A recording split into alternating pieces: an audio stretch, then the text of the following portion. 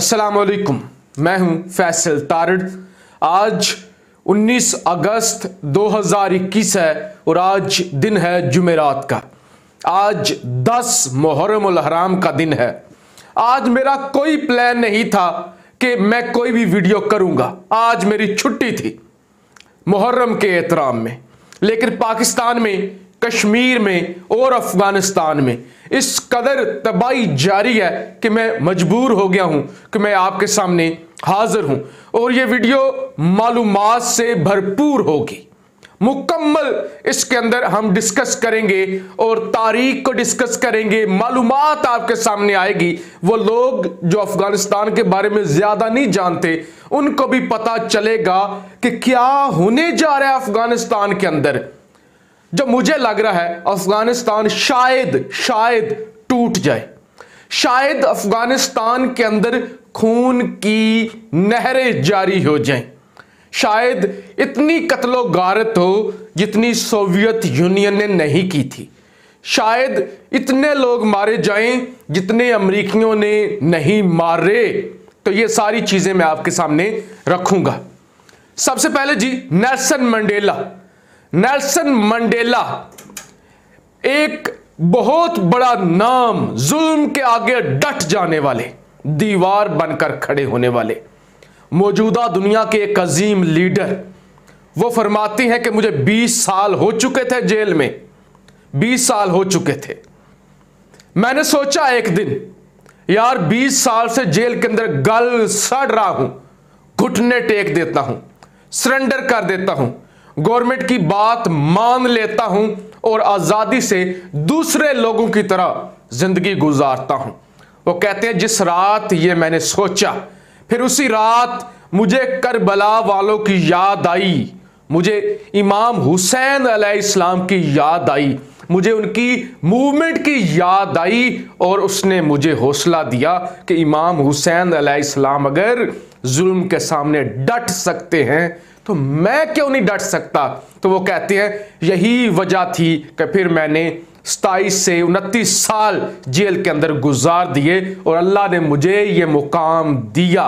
तो इमाम हुसैन एक मूवमेंट का नाम है, एक जिद्दोजहद का नाम है, वो किसी फिरके का नाम नहीं है। अब हमारी जो पाकिस्तान के मुतल्लिक मुख्तसर सी गुफ्तगू होगी, लेकिन आज जो वाकया पेश आया भावुल नगर के अंदर, एक जुलूस जा रहा होता है जी करबला की याद में 10 मुहर्रम का, उस पर ग्रेनेड से हमला होता है। अभी तक की जो इतलात हैं, कोई 5 से 10 लोग शहीद हो गए हैं, 20 से ज्यादा जख्मी हुए हैं। तो ये कौन लोग हैं जो ये जुल्म कर रहे हैं? जब आप 14 अगस्त का जुलूस निकाल सकती हैं, जब आप दीगर 12 रबी अव्वल का जुलूस निकाल सकती हैं, ये जुलूस आप क्यों नहीं निकालने दे रहे? इससे आपको क्या तकलीफ है? इमाम हुसैन तो सबके हैं, हर कौम पुकारेगी हमारे हैं हुसैन। वो तो सबके हैं, किसी सुन्नी शिया के नहीं है, वो तो हर मुसलमान के हैं। नबी के बेटे हैं, नबी के नवासे हैं। नबी तो शियों का नहीं है, नबी तो सुन्नियों का नहीं है, नबी तो सबका है, तमाम जहानों का है, तमाम जहानों के लिए रहमत है। तो आप इतना जुल्म क्यों करते हैं? अब लोग मुझे दलील देंगे कि सुनो तारड़, वो बाहर क्यों निकले थे लोग? क्या ये हुसैनियत है कि आप सड़कों पे जाके जुलूस निकालें? लोग मुझे कहेंगे, मुझे किसी ने कहा कि क्या ये हुसैनियत है कि लोग सड़कों पर निकले, जुलूस निकालें? मैंने कहा हां, ये भी हुसैनियत है, ये भी हुसैनियत है। मुझे एक शख्स ने कहा 10 मुहर्रम के दिन घर बैठो, नमाज पढ़ो, कुरान पढ़ो। मैंने उससे कहा मेरी बात सुनो, जो इमाम हुसैन को शहीद करने के लिए आए थे ना, 9 लाख की जो यजीदी फौज थी, वो भी कहते थे जल्दी शहीद करो, हमने नमाज अदा करनी है। नमाज वो भी पढ़ते थे, कुरान वो भी पढ़ रहे थे, ला इलाहा वो भी पढ़ रहे थे। जाओ बाहर निकलो, दुनिया को बताओ कि हुसैन के साथ जुल्म हुआ है, हुसैन के रास्ते पे चलो। तो ये वही यजीदी हैं ये वही यजीदी सोच है जिन्होंने बाबुल नगर के अंदर हमला किया है और पाकिस्तान जैसे पुरअमन मुल्क के अंदर फिरका प्रस्ती को हवा देने की कोशिश की है। हुसैन किसी शिया का नहीं है, किसी सुन्नी का नहीं है, सबका है। सबको हुसैन का गम मनाना चाहिए और फतवे जारी नहीं करने चाहिए। इसके अलावा कश्मीर के अंदर आज जुल्म सितम जारी है। मोदी सरकार ने आज वहां पे करबला बर्पा कर रखी है। लोगों को मारा जा रहा है, लोगों को काटा जा रहा है, ऑपरेशन किए जा रहे हैं। तो इस वक्त हर तरफ जुल्म हो रही है। हमने अफगानिस्तान की बात करनी है कि अफगानिस्तान के अंदर कितनी बड़ी तबाही आने जा रही है। अब हमारा मसला क्या है? आप लोग सुनते हैं मेरे जैसे तजिया नगारों को, जो तजिया नगार भी बन जाते हैं, जो डिफेंस एनालिस्ट भी बन जाते हैं, जो जियो पॉलिटिक्स के माहिर भी बन जाते हैं। अब मैं आपको बताऊं, मेरी उम्र है 26 से 27 साल। जब 9/11 हुआ था, मैं था 1 क्लास के अंदर, किसी फुफ्फो के घर टीवी पर देखा था, ब्लैक से टीवी पर। वो भी शायद उस दिन ड्रामा नहीं लगा था कि 2 जहाज टकराए वर्ल्ड ट्रेड सेंटर पर। अब मुझे या मेरे जैसों को क्या पता अफगानिस्तान क्या है, ये किस तरह के लोग हैं। लिहाजा जब हमें मालूमात नहीं होती तो हमें पता भी नहीं होता कि क्या होने जा रहा है, क्या होगा, क्या हो सकता है। एक चीज ज़हन में रखिए, अफगानों को इतना सोवियत यूनियन के लोगों ने नहीं मारा, इतना रूसियों ने नहीं मारा होगा जितना उन्होंने खुद को मारा है, जितना वो आपस में लड़े हैं। आप कुछ नहीं जानते इनके बारे में, जो मेरी उम्र के लोग हैं। इतना अमरीकियों ने शायद ना मारा हो ये जितना अब खुद को मारेंगे और जिस पैमाने पर तबाही आने जा रही है। खबर एक बता दूं आज के दिन की कि काबुल एयरपोर्ट पर इतनी शदीद फायरिंग हुई है ना, इतने शदीद धमाके हुए हैं कि दर्जनों लोग इन हमलों के अंदर मारे जा चुके हैं और एक तबाही आने जा रही है, एक तूफान आने जा रहा है इस वक्त अफगानिस्तान के अंदर। अब जरा अफगानिस्तान की सूरत हाल जान लीजिए। देखिए, हम में से ज्यादातर लोग समझते हैं कि अफगानिस्तान पठानों का मुल्क है, पश्तून आबादी है। ऐसा नहीं है। अफगानिस्तान के अंदर 42% पश्तून है, 42% मेजॉरिटी है, सबसे ज्यादा पश्तून है। लेकिन 27% ताजिक है, 9% उज़्बेक है। ये तकरीबन को 36% ये बन गए उज़्बेक और ताजिक, 42% पश्तून है। अब उज़्बेक और ताजिक ये इनकी आपस में बन जाती है, इनकी आपस में बन जाती है, हजारों की भी आप इनके साथ बनती है, लेकिन इनकी पश्तूनों के साथ नहीं बनती। पश्तून कभी नहीं चाहते कि कोई ताजिक हुक्मरान हो, ताजिक ट्राइब का, ताजिक एथनिसिटी का, और ये ताजिक चाहते हैं कि कोई पश्तून ना हो। लिहाजा ये आपस में लड़ते हैं, एक दूसरे को मारते हैं। इतना शायद ब्रिटिश ने ना मारा हो, किसी ने ना मारा हो जितना ये आपस में लड़ते हैं। 1979 के अंदर सोवियत यूनियन आती है, 1989 के अंदर वो चले जाते हैं। 10 सालों के बाद, इतना शायद 10 सालों के अंदर तबाही ना हुई हो जितनी उसके बाद लड़ाई हुई। अहमद शाह मसूद और ये रुबानी ये साथी थे और इन्होंने इक़्तिदार के लिए लड़ना शुरू किया। अहमद शाह मसूद भी सोवियत यूनियन के खिलाफ लड़ा था। लिहाजा अहमद शाह मसूद हुक्मरान बन जाता है और मुजाहिदीन फिर लड़ते हैं अहमद शाह मसूद के खिलाफ और मुल्क के अंदर तबाही आती है, मारा जाता है। गुलबदीन हिकमतयार बाद में लड़ते हैं, वो इक़्तिदार हासिल करते हैं। तो यानी ये लोग आपस में इतना ज्यादा लड़े हुए हैं ना। अब्दुल रशीद दोस्तम एक करैक्टर है, आप जानते हैं, वारलॉर्ड है। इससे कोई जलील इंसान हो नहीं सकता। ये बड़े लालची लोग हैं, ये बड़े सफाक लोग हैं, आप इनको जानते नहीं हैं। आप सुने, रशीद दोस्तम सोवियत यूनियन में था, यानी सोवियत यूनियन के हक में लड़ा मुजाहिदीन के खिलाफ। यही रशीद दोस्तम था जब जंग खत्म होती है, सोवियत यूनियन निकल जाती है, तो ये अहमद शाह मसूद के साथ, जो कि नॉर्दर्न अलायंस वाला था, जो कि ताजिक था, ताजिक बुरादरी से उसका ताल्लुक था। अच्छा, उसका ये साथी बन जाता है। जब इसको नजर आता है कि कमजोर हो रहा है अहमद शाह मसूद, तो ये गुलबदीन हिकमतयार के साथ आता है जिसका ताल्लुक हिजब इस्लामी से है, और ये अहमद शाह मसूद के खिलाफ लड़ता है। फिर ये अहमद शाह मसूद के साथ हो जाता है और तालिबान के खिलाफ लड़ता है। फिर ये अमेरिकियों के साथ हो जाता है और तालिबान के खिलाफ लड़ता है। तो यहां पर बेशुमार करैक्टर पाए जाते हैं। फिर अमरुल्लाह सालेह एक करैक्टर है।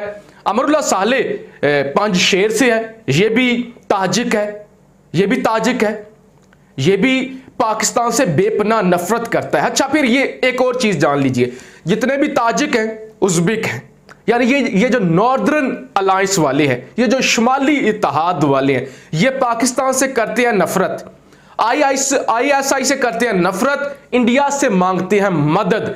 इसी तरह से ये जो पश्तून है, ये पाकिस्तान से मोहब्बत करते हैं, ISI को पसंद करते हैं, इंडिया से नफरत करते हैं। तो दो मुल्कों का यहां पर भी पाकिस्तान और इंडिया का अहम किरदार है अफगानिस्तान के मामलात के अंदर। फिर बहुत सारे लोग ये नहीं जानते कि मुजाहिदीन और तालिबान में फर्क है। मुजाहिदीन कब से लड़ते हुए आ रहे हैं और तालिबान बने हैं 1994 के अंदर, जब मुल्ला उमर ने क्वेटा के मदरसों के अंदर पढ़ने वाले तालिब इल्मों को साथ मिला के कंधार के अंदर जुल्म के खिलाफ आवाज उठाई थी। ये बड़े जालिम लोग हैं अफगानी, बच्चों के साथ ज्यादतियां करते थे, बच्चियों के साथ ज्यादतियां करते थे, ज्यादती करने के बाद उन्हें मार देते थे। मुल्ला उमर खड़ा हुआ, उसने तालिब इल्मों को साथ मिलाया और जुल्म के खिलाफ आवाज उठाई, उसे काफी पॉपुलैरिटी मिली। ये कहते हैं कि तालिबान जालिम है, तालिबान जो है वो क्रिमिनल है, तालिबान जो है वो बच्चों के हकूक नहीं देंगे। तालिबान शुरू ही तब हुए थे, उन्हें पॉपुलैरिटी तब मिली थी जब उन्होंने जुल्म के खिलाफ आवाज उठाई थी और उन्होंने उन लोगों को कत्ल किया था जो बच्चों से ज्यादती करते थे। और 1994 के अंदर ये बने, 96 के अंदर इन्होंने पूरे मुल्क पर कब्जा कर लिया और इन्होंने हुकूमत बना ली। तो ये हमारा मसला यह कि हम जानते कुछ नहीं है अफगानिस्तान के बारे में। तो मुजाहिदीन और तालिबान में फर्क है, तालिबान बाद में बने हैं और इन्हें पाकिस्तान की भी हमायत हासिल रही है, अमेरिका की भी हमायत हासिल रही है, ISI की भी हमायत हासिल रही है। यही वजह है कि अमरुल्लाह सालेह वगैरह जो हैं वो पाकिस्तान से या ISI से, पाक फौज से नफरत करते हैं। इसी तरह से एक और करैक्टर है अब्दुल्ला अब्दुल्ला। अब अब्दुल्ला अब्दुल्ला के जो वालिद थे वो पश्तून थे, जबकि वालदा ताजिक थी।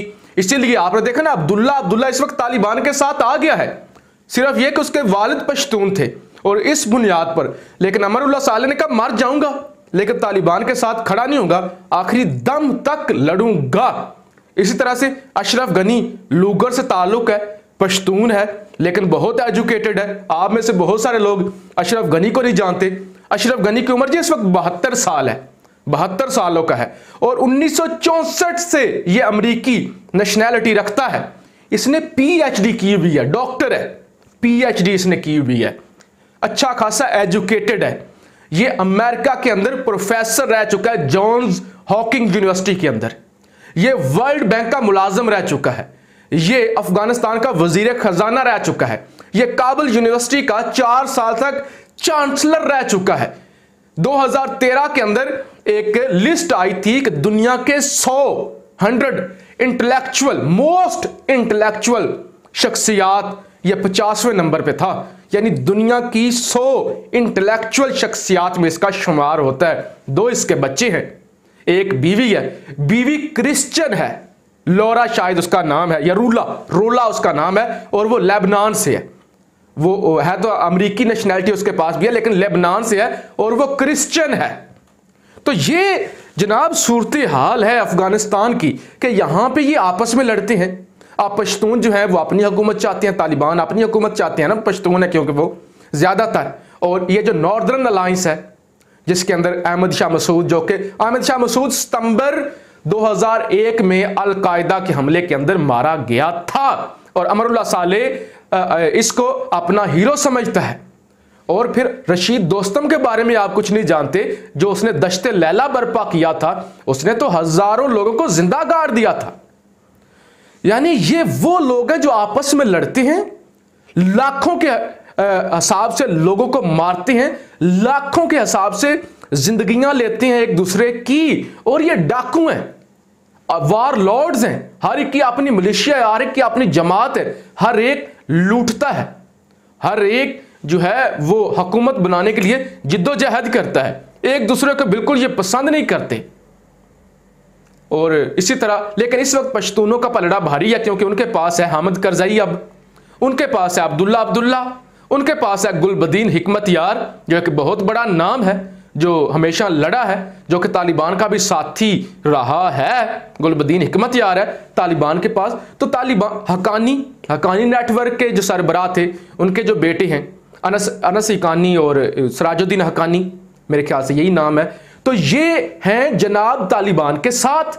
लेकिन जो ये नॉर्दर्न अलायंस हुआ करता था और अब भी किसी न किसी सूरत में है, तो ये भी एक बड़ी ताकत है। अब ये जो पश्तून है ये कंजर्वेटिव है, ये कट्टर मजहबी हैं, कट्टर मजहबी, जबकि ये जो ताजिक और उज़्बेक और हज़ारे हैं, हज़ारे तो खैर शिया है, ये ज़रा लिबरल हैं, लिबरल माइंड की हैं, और वो नहीं चाहते कि ये कंजर्वेटिव हुकूमत में आए, और ये जो कंजर्वेटिव है ये नहीं चाहते कि लिबरल हुकूमत के अंदर आए।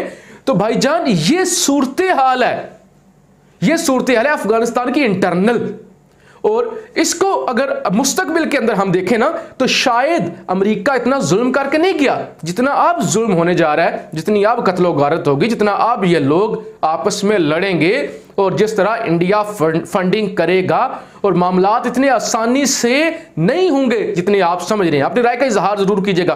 पाकिस्तान जिंदाबाद।